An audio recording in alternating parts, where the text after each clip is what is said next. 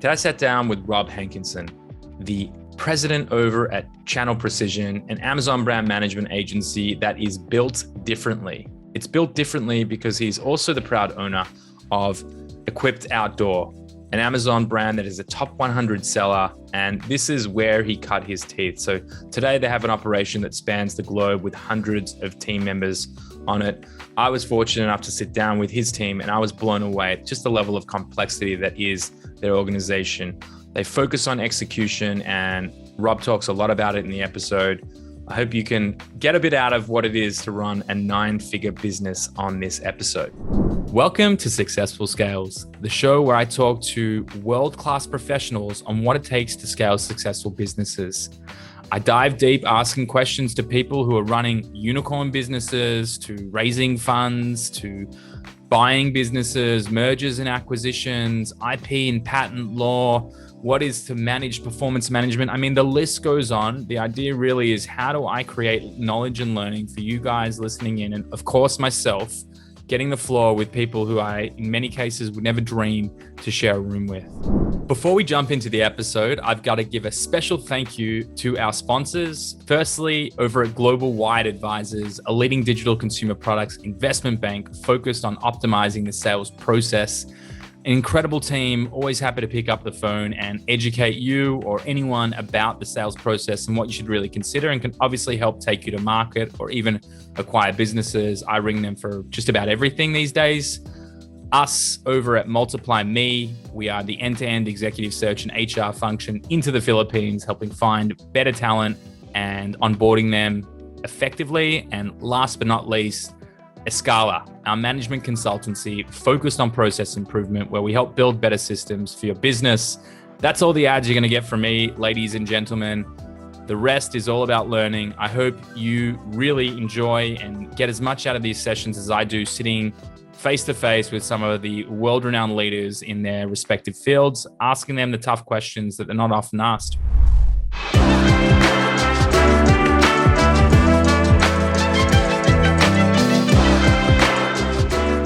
All right, Robert Hankinson. I had to say your full name because you have one of the strongest names in the space. And on top of that, mate, it is beyond impressive what you have achieved to date. I feel very fortunate to have the opportunity to sit down with you and talk about what it is to scale businesses, just given the sheer magnitude and size of what you and the team have been able to create over, I think it's the last decade. But before I ruin anything, I'm going to pass it over to you, Rob.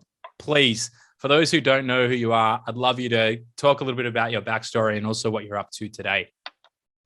Absolutely. Thanks for having me. So my name is Rob Hankinson. I'm the president of Channel Precision. We are a software and services provider for large-scale Amazon businesses. We primarily focus on footwear and apparel. We've been doing it for about 10 years now. We've been well over 9 figures of Amazon revenue every single year. We have a large warehouse network that's Prime certified. We have a global team, the US and the Philippines. And then we have 24 full-time software developers that are creating custom software at any one given time for large-scale Amazon sellers. Very, very impressive, to say the least. I think you're still underplaying it as well, just given what I've seen and what and what I've had the opportunity to look at. When we met back last year in Charlotte, and you were showing me some of the analytics dashboards and the information that you can glean on the performance of categories. And I mean, we were just scratching the surface, but just to sort of continue on here, I mean, it was beyond impressive, from a development and technology stack to also just the size. I mean, you talk about 9 figures, but I know you run everything through your agency, but you yourself are a top 100 Amazon seller in outdoor equipped. Yes, it's certainly been a challenge, and to your point, really it's been all about execution for us since the beginning. We're all privately held, privately funded within the organization, and we unknowingly entered a space that was extremely difficult, which is footwear and apparel. Very, very large catalog. Our current catalog is well over 600,000 total ASINs. It's growing every single day. we deal with lots of seasonality. We have a lot of ski brands, for instance, to where 80% of their business is done, within December and January. And so, having the ability to predict what the year's going to look like, what's going to be the top selling product, it takes a pretty large system, if you will. And so that's really been our niche since the beginning, is, taking lots of scale, not just from catalog size, but also revenue, and a very tough market segment with products that change, all the time, almost yearly. Our full catalog almost flips, and really focusing on execution end to end and having an enterprise level execution within that space. And so that's really been our differentiator since the beginning.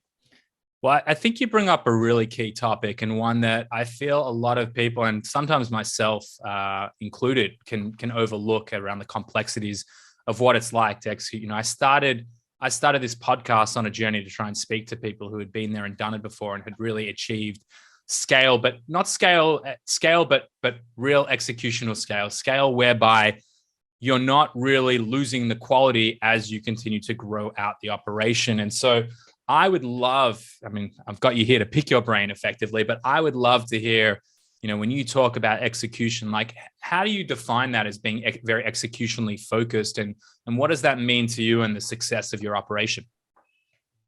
Yeah, and I think it already exists within Amazon. Any Seller Central, type seller will see all of their Amazon metrics. But for us, I think it comes down to, we always want to be at the forefront of, what's going on. We were, one of the first companies that was MFN Prime certified. We were part of Amazon's FBA on-site program when that existed. We constantly are involved in beta programs within Amazon. But, really, we certainly nurture, the idea of always thinking forward within Channel Precision. We are, growing aggressively. As Amazon changes, we've probably seen the most, changes within Amazon, the Amazon customer, the Amazon system since COVID began. And we continually challenge ourselves to reinvent ourselves. And by reinventing ourselves and by really, putting all of our money into having the highest level of execution, it really, helps us stay ahead of the game, where a lot of companies don't. A lot of companies, if you're a private label seller that's doing, couple million, dollars a year, and you're able to, do that by yourself or have one other team member, I think it's easy to get complacent in that. And we've just never been complacent. We've always challenged ourselves to, not be, the biggest, although we are pretty big, but certainly to be the best. And we believe that for long-term success, the best is going to, continue to further our reputation and really, give us, great long-term growth. Yeah, absolutely. Absolutely. So, I had the good fortune of actually speaking to some of your team in the Philippines. We're trying to do some work together. And when I got on the call with your senior management team there, I was absolutely blown away. Yes, at their capability and just how well they knew their stuff, but just, as someone who looks, and we work with aggregators, the complexity that exists, like the way you guys structure your teams, like usually you would have a single individual contributor in a typical private label business, let's even say up to $5 million, doing, sort of three of specialized functions that have dependencies and teams built against them. And so, we haven't caught up really like this since that call last year. But I walked away from that call just thinking, wow, what is this operation? So, I've seen a little bit of the inside and the workings of, and how sort of committed you guys are to execution and the level of focus and detail and accountability that's put on, everything from catalog to launch to manage to ongoing management to keyword, like is just, it's for me, someone who is always trying to understand how do we effectively scale. It was a real sort of eye-opening moment. So, I can definitely say from the outside looking in, it was very impressive. It's funny. They're pretty amazing people over there. And it's phenomenal to have a great team. Most of them have been with us. Our senior leadership has been with us for 5 to 10 years, which especially in the Philippines is quite rare. And they're just an amazing team, and they are so smart. I'll tell you what, from a data and analytics and Excel perspective, I'll give you a couple of examples. I'm certainly very good at Excel, but certainly nothing compared to the team over there. And I would literally, this was a couple years ago, want to create these very, very complex formulas for predicting sales velocity and products ramping up, products ramping down. And I would write freehand the algorithm to some of those data leaders, and I would say, I want you to build this within Excel, and the formula that would come back would just be pages and pages and pages, and it would take them an hour. It's quite amazing, and we've set it up to where we are trying to get the best talent, keep the best talent, validate the best talent. We test everybody that comes through the door and wants to work for us. They have to take a series of tests to see where they fit within the organization, if they're up to snuff, all of that. We specifically set up a second facility on a different island in the Philippines, right next to one of the largest technical schools in the country, because we found that most of our senior leadership was coming from one university. And so we piggybacked off of that. We said, okay, well, we want to have a better relationship with this university so that we're bringing in talent right out the door, and it's the best talent.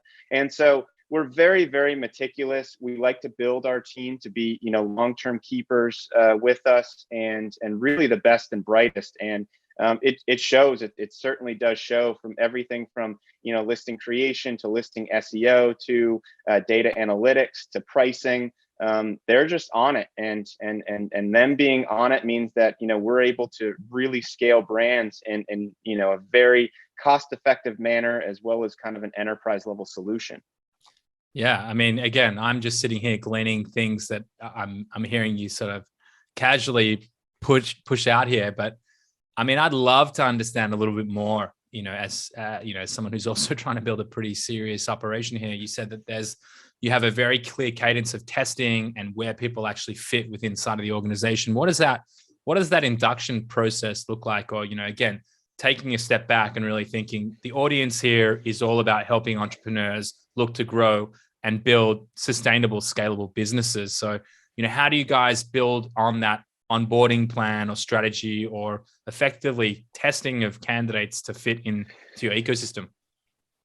Yeah. So, I mean, if we take this back, probably 8 years now, I took over the data team in the Philippines, which was essentially me and two other people at the time. And we were using off-the-shelf software, and they were basically, using VLOOKUPs and, modifying Excel spreadsheets for me and all of that. But, that was what we were asking them to do. And that's kind of where the market was. But, their capabilities were just off the charts. I mean, they essentially go to school for, these intense, data analytics and Excel degrees.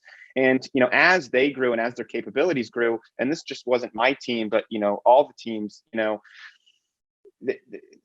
their capabilities grew so much, they understood Amazon so much, to where, when we wanted to scale the team, they didn't feel that the standard Excel tests were good enough. They wanted to create something custom within our company. And so that's what we did. And so, every team member, the resume gets reviewed by our general manager and our head of HR. Those people come in, they take the applicable tests for whatever group, they want to join. They typically go through 2 or 3 interviews. I personally, try to interview as many people as I can, as does kind of our other US team members. And so, we really put a focus on, making sure that you bring in the right person at the start with the highest level of capabilities. And that really starts from, having a pretty robust interview process, having robust testing, but also creating a great work environment. We've gone through making our work environment just something that is so homey for these employees, a lot of which are in their 20s, and they're living in the big city, and so it's important for them to have a great work environment, have that team building and all of that. And so it really starts from the ground up, but it was something that we built over time. When we started out, we had 2, 3 employees in the Philippines, and we built that trust. But as that expanded out, and as we've kind of learned the culture, learned the schools, learned the different capabilities, we've been able to create something that was tailored to our needs and for a very large Amazon scale business. Yeah, absolutely. I mean, you're definitely preaching to the choir when it comes to the understanding and level of talent and capability that exists in the Philippines. I would argue for many skill sets, it's one of, if not the best place in the world to find talent. Like, I think from a graphic design perspective, and of course analytics, but we have a whole management consulting team there that's all around process improvement. And we wouldn't be anything without having a process improvement consulting practice. So yeah, I hear you loud and clear there. I don't want to put you on the spot here, but I definitely want to ask questions. And if you've got the answers, great. If not, not. But, you're really at an advanced stage, right? Going through this over the last 10 years, having a deep intrinsic knowledge of the Amazon space and what it is to take each of those steps along sort of the growth trajectory and what you are today, which is, I mean, I'm going to take a stab here. I think you're probably over 350 people globally, something in that vicinity, just remembering some of the numbers. Yeah, not quite that high, but we've got hundreds of employees, let's put it that way. So a lot of people. a lot of people, right? And for most people that are probably listening to this podcast, they're not there yet, right? That's the whole idea, is that we help people sort of go through this journey. So of all of the lessons and mistakes and things that you've gone on through this journey, is there any one or any few lessons that have sort of rung true that you said, if I just not made that mistake, if I just done things differently, maybe I would have been here faster? Like, does anything jump off the page? Certainly, we're all privately held, privately funded. So, our growth is, determined by our level of capital, and we've done that on purpose. Obviously, we didn't, want to, have to sacrifice any of, again, our focus on execution, our focus on, finding the right, key partners that made sense for both parties. But that's also hindered our growth, in some cases. And so, we're certainly in it for the long term. But, that's something that if we were to go back, if I was to look at maximizing growth, obviously capital would be, a big part of that, for sure. I think we've done, most everything pretty well. I think, the big thing that again, I still think that we do really well is, number one, we focus on execution above all else, and we don't bite off more than we can chew. We're pretty much just in the US and Canada. And it's not that we couldn't expand to Europe or, other countries, or get on, Target and Alibaba and all these other platforms. But we felt that by being execution focused and by being the best on Amazon, sure, it might hinder our growth a little bit, but in the long term, it's the better long term path, if you will. And so, I think that focus on execution is something that I would never go back and do differently, because I think in the long term, it really works out for the best. You're able to keep partners for 10 plus years and really maximize their business. But at the same time, it comes at the cost of potential growth as well. But it's something that we felt was right.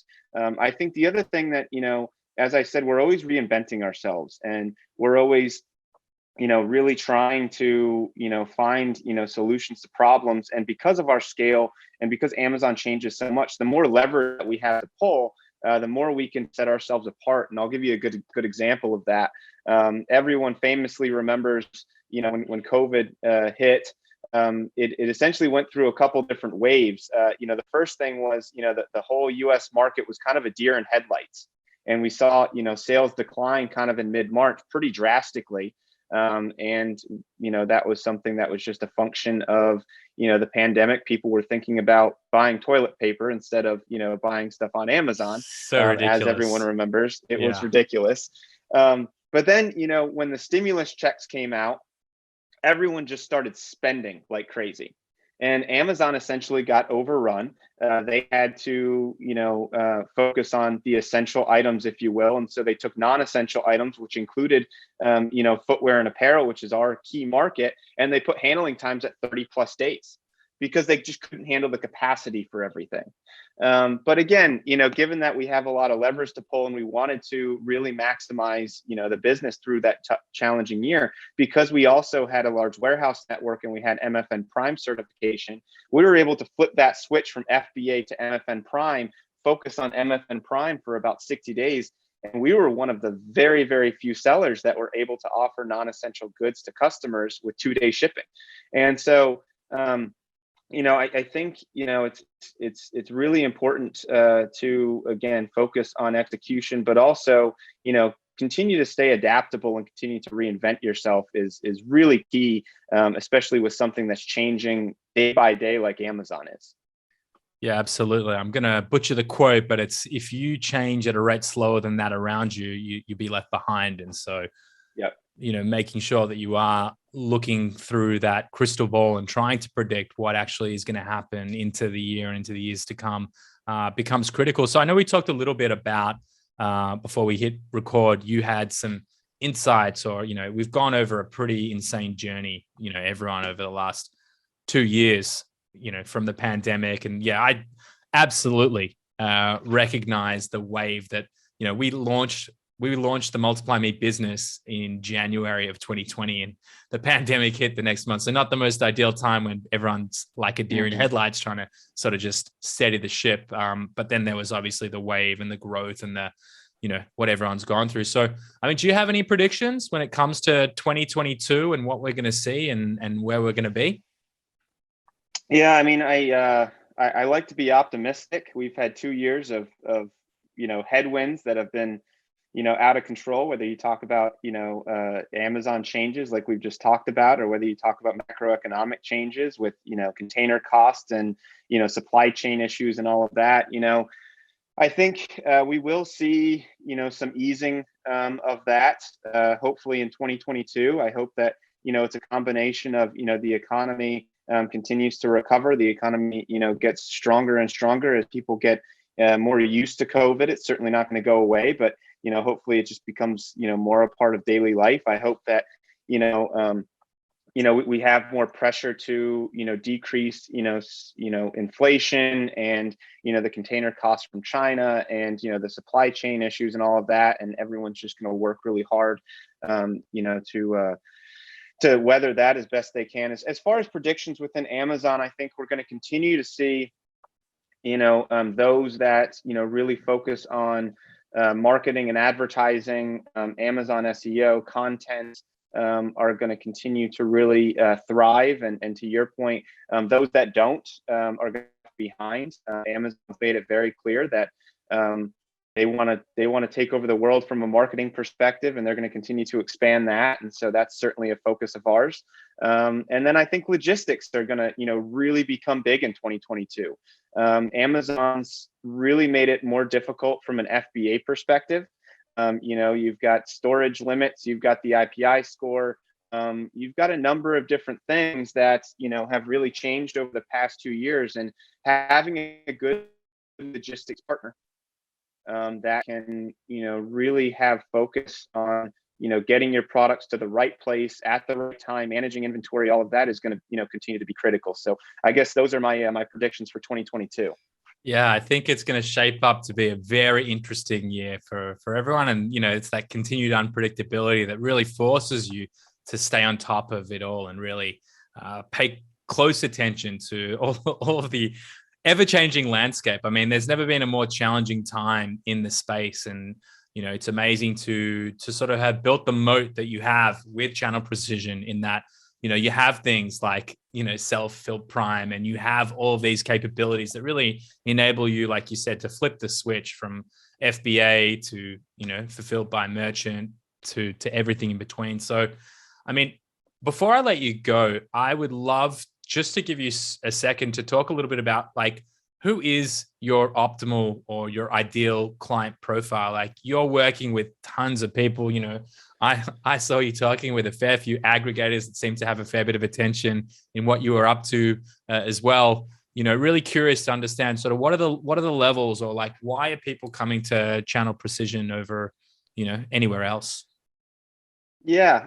So, we like to, find clients that, want an end-to-end partnership. So they pretty much want to have us run everything for a period of time.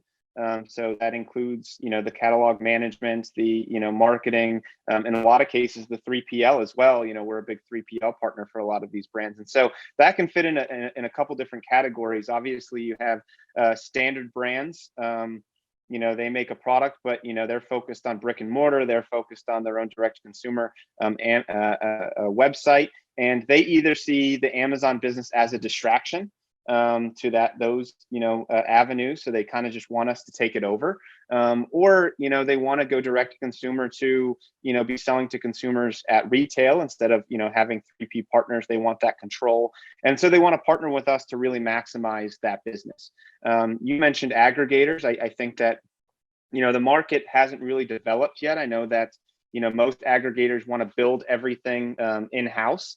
And I think that in a previous life, I actually worked in aerospace engineering, and if you go into Boeing, and you see an engineering floor, 70% of those engineers work for Boeing. The other 30% typically work for engineering firms as contractors, and that's done purposefully. Obviously, that keeps you to be more elastic. It also brings free flowing ideas through the door all the time, and so it's got a lot of different benefits. And I don't think we've seen that in the aggregator space, but where I want to position ourselves is certainly as a partner with aggregators, to where as they're going through different challenges with staffing, or as they're acquiring brands, and maybe they're just not seeing the result that they want to, having a partner like us that they can say, hey, come in, take over this brand or these 5 brands, run everything end to end for 12 months, 24 months. Let's see if you guys can, make some headway here. We don't have the staff, or we just haven't been able to do it.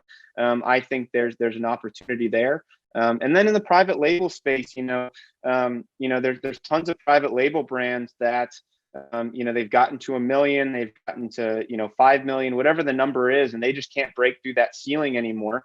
And maybe they want to partner with us to really maximize their valuation, either from just trying to get their top line revenue up, or just making themselves more attractive to an aggregator to sell in the future. And so we really want to partner with companies that fit those molds, that really want to partner to really run everything end to end for an extended period of time, and really maximize that valuation on the back end. Because again, we're so execution focused. We have a pretty large team, and we can really give an enterprise level solution for a variable commission of sales, but it has to fit the right model. We just don't want to be a 3PL for somebody and do nothing else, or just do listing creation and do nothing else. We want to have all of those levers to pull, because by having that control, we can really maximize that brand, whatever the brand may be. Yeah, I mean, that makes total sense as well. And I'd say even for anyone that's going to be a partner on the other end, I'm not trying to have someone handle my listing creation, the next person doing my images. I mean, you just become a full-time project manager, and you lose that level of control and visibility and centralized input. And as a result, I mean, you're going to create a pretty messy solution for yourself. What we haven't really talked about, and I think, as a real key differentiation for Channel Precision, is the technology. I mean, like I was saying at the start, I got a sneak peek into just the level of insights. Like, you could, I think from memory, and this is going back a little bit now, but you could actually dive down to like a postcode level, understanding where products were being purchased. And I mean, that was just one of the functionalities that you had. But I mean, is that software available? Like, are you selling that as a solution, or is this just part of the Channel Precision package? You get that access? So we currently have 2 softwares on the market right now. One is called 2D Transit. I encourage everyone to check out 2dtransit.com. It's a logistics software that basically allows you to get your product into FBA quickly. It also helps you manage your warehouse from whether you're working with a 3PL or you have your own internal warehouse. It's built for labeling and warehouse management. The other is MapWatcher. It's more geared towards brands that have mapped pricing, minimum advertised price, and that's more so for understanding and controlling, price integrity across multiple different platforms, because as we know, that's very important. What you're talking about is a software we're really excited about called Precise. To give you some insight, we keep about 24 full-time software developers on staff, and we develop all custom software for our clients based on their needs. And then, when those softwares are done and beta tested very thoroughly, we then roll them out to the public. And so Precise will likely come out in about 6 months. It will be the first enterprise level ironclad financial system of record for a large scale Amazon business. It will log every transaction real time as it comes in. It'll connect with your FedEx account. It'll log everything from your COGS to where the product is going from the zip code perspective, to your freight costs, to tracking refunds, everything end to end that a CFO of a 8 or 9 figure Amazon business would want to see in order to really maximize their profit. And it's going to be really impactful. I mean, we'll get some great demographics, which, of your Amazon consumers. You'll be able to slice and dice the data any way you want. And for, again, an 8 or 9 figure Amazon business, if, a software like this is able to, identify issues, keep your numbers really in check at the highest level, and you're able to increase profitability even by 1 or 2%, you're talking millions of dollars a year. And so we're really excited about it. It's going to be, quite the rollout. We've got a few beta testers with it right now. And the open market will see it probably mid this year. Wow, that is exciting. And I was just sitting here listening to the MapWatch. And for anyone who's ever had that experience happen where outside of Amazon, your products were being sold at a lower price than that of Amazon, I mean, it is an absolute nightmare to get that up and sorted. So, I'm just sort of sitting here listening to like all of the software that you've built, and it's clearly been built out of necessity on like critical issues, especially at the size and magnitude of the operation that you're both managing internally and for the clients that you work with. I mean, any one of these things go wrong and, it can be literally a month's worth of lost sales, and also just the headaches attached to it are, it's the stuff of true nightmares. So yeah, excited to see what that looks like. Yeah, it's going to be exciting. Again, as you said, we've had to create them out of necessity. I mean, we manage a catalog over 600,000 total ASINs. We work, through FBA, dropship, MFN Prime, MFN non-prime. And so understanding all of the analytics, the financials, the demographics of our consumer base with such a large catalog was essentially critical for our own success. Unbelievable. Yeah. I mean, like I said, I've seen it firsthand. I'm excited to see what it looks like. And Rob, I just want to say thank you so much for taking the time out of your busy schedule with all that you're doing to jump on and talk a little bit about the business and what it takes to manage a business at scale. So really, from me to you, thank you. Absolutely. It was a good time, and it'll be interesting to see where this business takes us in 2022. And I'm looking forward to staying in touch and hearing your ongoing success.